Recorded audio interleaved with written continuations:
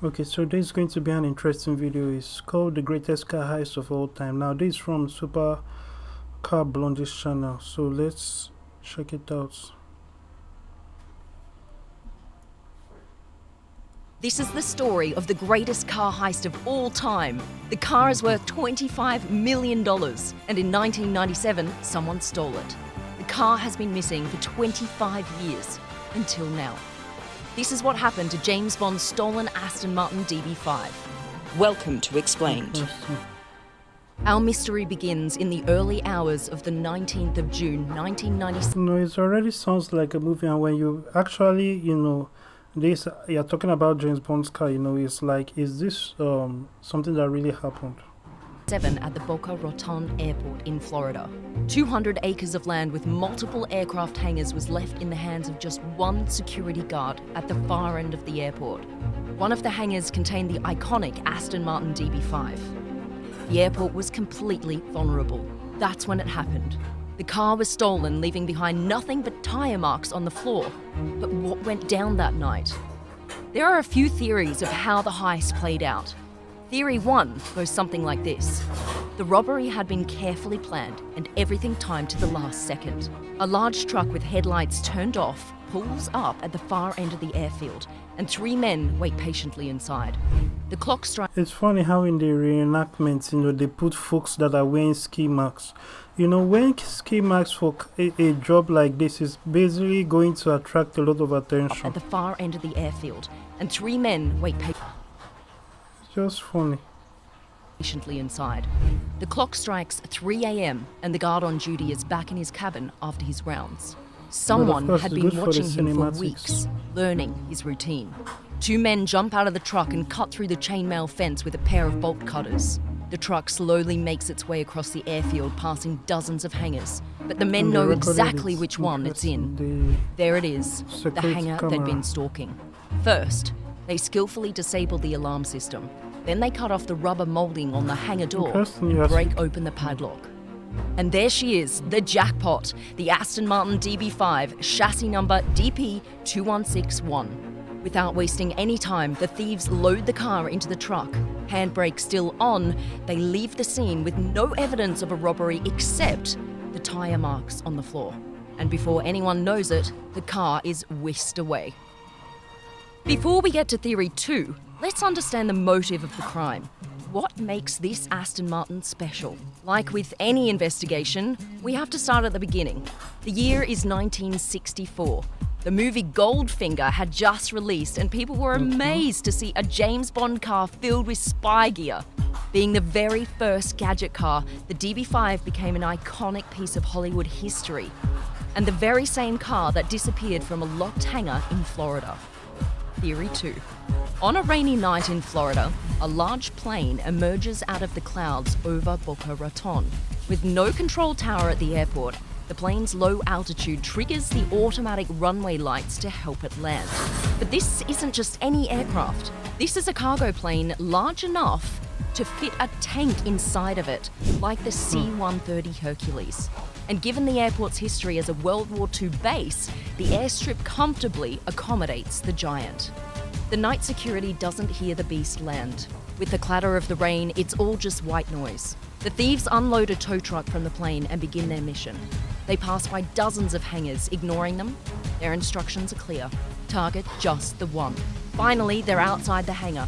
20 minutes on the clock. The This thieves snip particular theory is more complicated and more unlikely because of how difficult it is, with the plane landing and nobody here in the plane. And, what kind of plan is that? Somebody wants to pull off something like this, and the part of their plan is to use a giant plane and, land it, and all those, the oddities and the timing and the, it just, that this is an unlikely probability among the different theories available. Snip the wires of the alarm system on the south side of the hangar.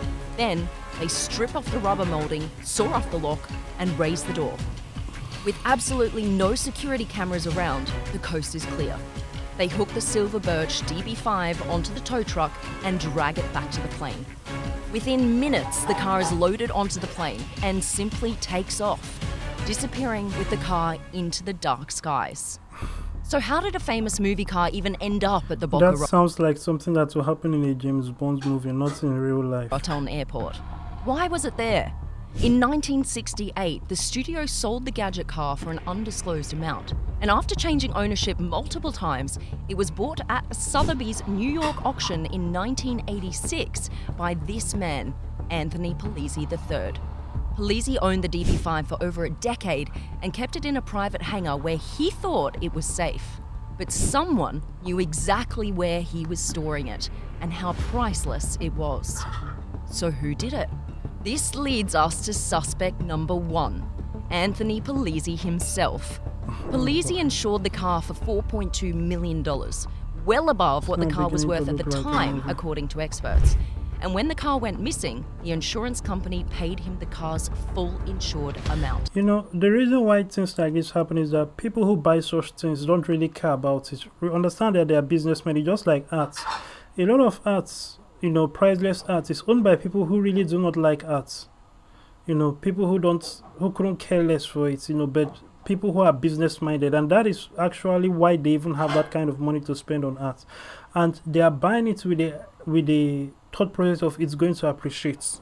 And that is why even the insurance company agrees that, you know, if the artwork or whatever antique they are buying, they are insuring, whatever it is, that it is going to be, they are going to pay out such huge amounts, even though the premium may be less or the premium may be whatever the premium is, and the value of that piece of art or that antique at that time is, not anywhere up to what the insurance company is agreeing to pay. The insurance company is agreeing to pay it because it knows that it is an asset that appreciates with time. Normal cars, when purchased, their value decreases when they get off the lot. But special cars and limited edition cars and antiques or cars like this, their prices appreciate over time, and it keeps on appreciating. So that is the kind of thing that people who buy such cars consider, and that is why they end up with insurance payouts that are high, because they are covering it, because to them this is a business. So that is something you have to know. He shouldn't be one of the suspects. This made people think he was behind the robbery all along. Many people suggested that after paying someone to steal his car, Polizzi had it dumped in the Atlantic Ocean so no one would ever find it. He won't do it because, you see, the car price will still appreciate and he can make money off it, and there are so many other things that could be done. So this is still a loss. As a matter of fact, whatever he agreed with the insurance company, he knows that if he still kept it, that car, he would have gotten more money, or he could have sold it to somebody else. And this idea of him dumping the car, trading it out of a plane and dumping it in the desert or in an ocean somewhere is crazy, because a lot of hot items are sold. A lot of wealthy people don't mind buying stolen, priceless items, as long as they can vet for its originality, that this is not a copy, this is not counterfeit, this is the original. There are people who will buy it. So he would have sold it to, he would get somebody else to sell it, so it's a bit like, if he, first of all, if he wanted it to be stolen, he would have let it be stolen in transportation, like it is moving from one place to another. So that's way it is not like it is under his charge. It is going to be more of, it was in transit, and something happened, there was a complication, and that was an opportunity. That is the kind of thing he will do.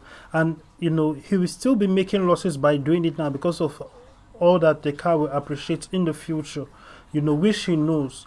And, there are other aspects of it, there's also the aspect of him selling the car for a fortune later on. So these are different factors, that will prevent such a move from being made by somebody who is clearly business-minded. But Polizzi defended himself, saying that if he needed money, he could have just sold the car. And after an investigation, he was ruled out. The second theory of the heist suggests suspect 2 is someone from the criminal underworld with access to an illegal cargo carrier. The Boca Raton airport didn't have a control tower until the year 2000, and it was in uncontrolled airspace well known by criminals. So, with no one monitoring the landing and the taking off of aircraft, it would have been easier than you think to fly in and steal the car. Now, this is kind of where things get crazy. Here's a third theory, and this theory is straight out of a science fiction book. Imagine this. A strange green light brightens up the skies over Boca Raton, and a saucer-shaped object descends out of the clouds over the airport. And then gets the roof of the hangar rips open and a white beam lights up the dark want. interiors. The DB5 is effortlessly sucked into the spaceship, and at light speed, the And it is spaceship the only disappears thing into that the was sky without a soaked trace. in. And then how But do that you brings us to explain the big the question. car marks? Where is the car now? Christopher Marinello, the CEO of Art Recovery International, has been on the hunt for the missing DB5 for the last decade. In December 2021, news broke that the car was spotted in a private setting somewhere in the Middle East, and the witness was able to match the exact chassis number to the vehicle. However, Marinello believes the collector didn't know the car was stolen at the time it was bought, and is hopeful that he or she will come forward willingly. 2022 is the 60th birthday of the James Bond films. And amongst all the excitement, who knows? Maybe Marinello will finally find the car and will be able to celebrate the return of the most famous car in the world. That was interesting, quite funny. In any case, make sure you check out Alfred.vip. If you haven't given your life to Christ, make sure you go to Alfred.vip, click the salvation prayer link in the main menu. When you at the page, you come out the prayer of salvation. Say that prayer, telling God you want to become a Christian and all. If you're watching this, it's very important that you become a Christian, so take that very seriously. Have a nice day.